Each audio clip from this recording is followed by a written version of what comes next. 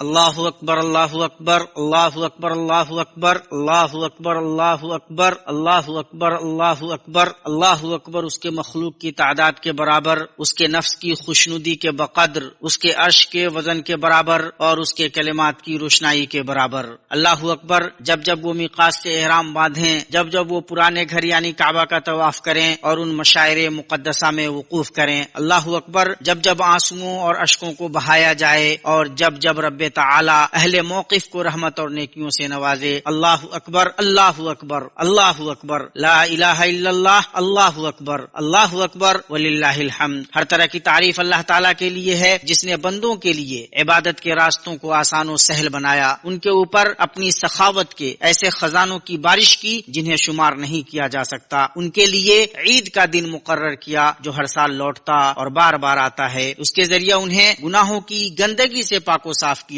تو جیسے ہی رمضان کا مہینہ گزرا اس کے بعد اللہ کے پاکیزہ گھر کے حج کے مہینے آ گئے، میں اس پاک ذات کی ان نعمتوں پر حمد بیان کرتا ہوں جن کا شمار نہیں کیا جا سکتا، میں اس کا شکر بجا لاتا ہوں اور وہی اس بات کا مستحق ہے کہ اس کی حمد بیان کی جائے اور اس کا شکر بجا لایا جائے۔ میں گواہی دیتا ہوں کہ اللہ کے سوا کوئی معبود نہیں، وہ اکیلا ہے، اس کا کوئی شریک و ساجھی نہیں، وہ زندہ کرتا ہے اور مارتا ہے، اسی کے ہاتھ میں ہر طرح کا خیر ہے اور وہ ہر چیز پر قدرت رکھنے والا ہے۔ میں گواہی دیتا ہوں کہ ہمارے سردار و نبی محمد اس کے بندہ و رسول ہیں۔ اللہ تعالیٰ کا درود و سلام نازل ہو ان پر، ان کی آل و اولاد اور ان کے اصحابہ کرام پر، اور قیامت کے دن تک جو ان کے طریقے کو اختیار کریں ان تمام پر۔ اما بعد، اللہ کے بندو، اللہ کا تقوی اختیار کرو، اس لیے کہ یہ ہر طرح کے خیر کی بنیاد ہے، ہر طرح کے خیر کی چابی ہے اور دنیا و آخرت میں ہر طرح کے خیر کا سبب ہے۔ مصائب و پریشانیاں اور آزمائشیں اور سزائیں تقوی میں لاپرواہی کرنے اور اسے ضائع و برباد کرنے یا اس کے کسی جز کو ضائع کرنے کے سبب ہی آتی ہیں۔ معلوم ہوا کہ تقوی ہی سعادت و نجات کے حصول، مصیبتوں کو دور کرنے اور دنیا و آخرت میں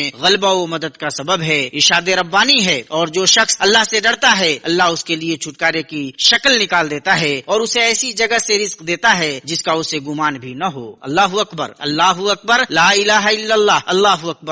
اکبر وللہ الحمد۔ مسلمانوں، اس مبارک صبح میں ہم ایسے دن کا استقبال کر رہے ہیں جو اسلام کے ایام میں سب سے روشن دن ہے، وہ عظیم دن اور معزز عید ہے۔ اللہ سبحانہ و تعالیٰ نے اسے حرام قرار دیا ہے اور اسے حج اکبر کا نام دیا ہے۔ دنیا کے مشرق و مغرب میں مسلمان اس میں خوشی مناتے ہیں، یقیناً وہ کھانے پینے اور اللہ عز و جل کے ذکر کا دن ہے۔ اللہ تعالیٰ کے گھر کے حجاج اپنے نسک کی تکمیل، اپنے جسم کے میل کے ازالہ اور اپنے اوپر اللہ کی نعمتوں پر خوش ہو رہے ہیں۔ جہاں تک غیر حاجیوں کا تعلق ہے تو اللہ نے جن چوپایوں کو ان کے لیے مسخر کیا ان پر اور سید الانام صلی اللہ علیہ وسلم کی اقتدا پر خوشی منا رہے ہیں۔ ارشاد ربانی ہے، یقیناً ہم نے تجھ کو حوض کوثر اور بہت کچھ دیا ہے، بس تو اپنے رب کے لیے نماز پڑھ اور قربانی کر، یقیناً تیرا دشمن ہی لاوارث اور بے نام و نشان ہے۔ اس مناسبت سے عید الاضحیٰ مبارک کی آمد پر خادم حرمین شریفین شاہ سلمان بن عبدالعزیز آل سعود اللہ ان کی مدد فرمائے کی خدمت میں مبارکباد پیش کرتے ہیں اور اللہ تعالیٰ سے دعا کرتے ہیں کہ اللہ عز و جل انہیں صحت و عافیت کا لباس پہنائے اور انہیں اسلام اور مسلمانوں کی طرف سے بہترین بدلہ سے نوازے۔ پھر میں علی جناب شہزادہ محمد بن سلمان بن عبدالعزیز کی خدمت میں مبارکباد پیش کرتا ہوں، اللہ تعالیٰ انہیں غلبہ عطا فرمائے اور ان کے ذریعہ اسلام اور مسلمانوں کو غلبہ عطا فرمائے۔ ہم اللہ تعالیٰ سے ملک اور بندوں کی سربلندی کے لیے ان کی کوششوں میں کمال توفیق کی دعا کرتے ہیں، پھر پوری امت اسلامیہ کو مبارکباد پیش کرتے ہیں اور دعا کرتے ہیں کہ اللہ تعالیٰ ان سے ان کے نیک اعمال کو قبول فرمائے، ان کے اوپر اس عید کو بہترے سالوں اور طویل زمانوں تک لوٹاتا رہے اور پوری امت صحت و عافیت کے لباس سے محظوظ ہوتی رہے۔ اللہ اکبر اللہ اکبر اللہ اکبر کبیرہ۔ اللہ کے بندو، اس دن بندہ جس افضل ترین کام کے ذریعے اپنے رب سے قربت حاصل کرتا ہے وہ چوپایوں کا خون بہانا ہے۔ ذبح کرنا عظیم ترین عبادتوں اور افضل ترین نیکیوں میں سے ہے۔ یہ ہمارے نبی محمد صلی اللہ علیہ وسلم کی شریعت اور ہمارے باپ ابراہیم خلیل علیہ الصلوۃ والسلام کی سنت ہے، اور یہ ذبیح اسماعیل علیہ السلام کا فدیہ ہے۔ اگر اس فدیہ کے ذریعہ اللہ کی رحمت نہ ہوتی تو بیٹوں کی قربانی کی جاتی۔ اسی کے لیے حمد ہے اور اسی کا شکر ہے اور اسی کے لیے ہر اچھی ثنا ہے۔ مسلمانوں کا قربانی کی مشروعیت پر اجماع ہے اور ان میں سے کچھ لوگوں نے اسے واجب قرار دیا ہے۔ جمہور کا موقف یہ ہے کہ وہ سنت مؤکدہ ہے اور جو اس پر قادر ہو اس کے لیے اسے چھوڑنا مناسب نہیں ہے۔ قربانی کی مشروعیت کی حکمتوں میں سے زندگی کی نعمت پر اللہ تعالیٰ کا شکر بجا لانا اور ابراہیم خلیل علیہ الصلوۃ والسلام کی سنت کو زندہ کرنا ہے، جبکہ اللہ تعالیٰ نے انہیں قربانی کے دن اپنے بیٹے اسماعیل علیہ الصلوۃ والسلام کے بدلے فدیہ ذبح کرنے کا حکم دیا ہے۔ مومن اس بات کو یاد کرتا ہے کہ ابراہیم اور اسماعیل علیہ السلام کا صبر اور ان کا اپنے نفس اور اپنے بیٹے کی محبت پر اللہ کی طاعت و محبت کو ترجیح دینا ہی فدیہ اور مصیبت کے دور ہونے کا سبب تھا۔ تو جب مومن اسے یاد کرتا ہے تو وہ اللہ کی طاعت پر صبر کرنے میں ان دونوں کی اقتدا کرتا ہے اور نفس کی خواہش و شہوت پر اللہ عز و جل کی محبت کو مقدم رکھتا ہے۔ اسی طرح اس کی حکمت میں سے یہ ہے کہ قربانی نفس اور گھر والوں کے لیے وسعت پیدا کرنے، پڑوسی اور مہمان کی تکریم کرنے اور فقیر کو صدقہ دینے کے وسیلہ میں سے ہے، اور یہ سب چیزیں ان نعمتوں پر خوش ہونے کے مظاہر میں سے ہیں جن سے اللہ نے انسان کو نوازا، اور یہ اللہ تعالیٰ کی نعمت کا بیان ہے، جیسا کہ اللہ تعالیٰ کا ارشاد ہے، اور اپنے رب کی نعمتوں کو بیان کرتا رہ۔ قربانی کی حکمتوں میں سے یہ بھی ہے کہ خون بہانے میں اس چیز کی پرزور تصدیق ہے جس کے بارے میں اللہ عز و جل نے خبر دی ہے کہ اس نے چوپایوں کو انسان کے فائدہ کے لیے پیدا فرمایا ہے اور ان کے ذبح کرنے اور قربانی کرنے کی اجازت دی ہے تاکہ وہ انسان کا کھانا بنے۔ قربانی کا وقت عید کی نماز سے فارغ ہونے کے بعد شروع ہوتا ہے اور ایام تشریق کے آخر میں ختم ہوتا ہے۔ اللہ کے رسول صلی اللہ علیہ وسلم نے فرمایا، سب سے پہلی چیز جس کے ذریعہ ہم اس دن کی شروعات کرتے ہیں وہ یہ ہے کہ ہم نماز پڑھتے ہیں، پھر ہم لوٹ کر قربانی کرتے ہیں۔ جس نے ایسا کیا اس نے ہماری سنت کو پایا، اور جس نے نماز سے پہلے ذبح کیا تو وہ عام گوشت ہے جو اس نے اپنے اہل کے لیے پیش کیا، اس کا قربانی سے کچھ بھی تعلق نہیں ہے۔ اسے بخاری نے روایت کیا ہے۔ قربانی عبادت ہے اور اللہ کی قربت حاصل کرنے کا ذریعہ ہے۔ ایک مسلمان قربانی میں خون بہا کر اللہ کی قربت حاصل کرتا ہے، وہ اس پر اللہ کا نام لیتا ہے، اس کی بڑائی اور عظمت بیان کرتا ہے۔ ایسا وہ اس کے گوشت اور خون کی وجہ سے نہیں کرتا ہے، بلکہ وہ ایسا اللہ کے لیے اور اللہ کے تقوی، توحید و اخلاص کی وجہ سے کرتا ہے۔ قربانی کے وقت چوپایوں کا خون بہانا اللہ تعالیٰ کی قربت حاصل کرنے کا ذریعہ ہے۔ ارشاد ربانی ہے، اللہ تعالیٰ کو قربانیوں کے گوشت نہیں پہنچتے، نہ اس کے خون، بلکہ اسے تو تمہارے دل کی پرہیزگاری پہنچتی ہے۔ اسی طرح اللہ نے ان جانوروں کو تمہارے مطیع کر دیا ہے کہ تم اس کی رہنمائی کے شکریہ میں اس کی بڑائیاں بیان کرو اور نیک لوگوں کو خوشخبری سنا دیجیے۔ اللہ آپ سب پر رحم فرمائے تو چنندہ و پسندیدہ لوگوں کی سنتوں کو زندہ کرنے میں جلدی کریں، ان لوگوں میں سے نہ ہو جائیں جو مخالفت کرتے ہیں اور بہت زیادہ مغفرت کرنے والے بادشاہ کی اطاعت پر درہم و دینار کے خزانہ کو ترجیح دیتے ہیں۔ اللہ اکبر، اللہ اکبر، لا الہ الا اللہ، واللہ اکبر، اللہ اکبر، وللہ الحمد۔ مسلمانوں، عید کے دن عظیم ترین اعمال میں سے دینی بھائیوں، پڑوسیوں، رشتہ داروں، قرابت داروں اور دوستوں کے درمیان دلوں کو پاک صاف کر لینا ہے۔ مسلمان کا اپنے بھائیوں کا خیال رکھنا، ان کی خوشی پر خود خوش ہونا، ان کے غم پر خود غمگین ہونا اور درد محسوس کرنا اخوت کی صداقت اور ایمان کی مضبوطی کا ثبوت ہے۔ ہمیں مہاجرین و انصار کو دیکھنا چاہیے، جب نبی کریم صلی اللہ علیہ وسلم نے ان کے مابین آپسی بھائی چارہ قائم کیا تو انہوں نے محبت و ایثار کی نہایت شاندار مثالیں پیش کی۔ مسلمانوں کے اندر خوشی داخل کرنا اور ان کی امیدوں اور ان کے دکھ درد میں شریک ہونا، انہیں تسلی دینا اور انہیں سکون پہنچانا اور ان کی دھارس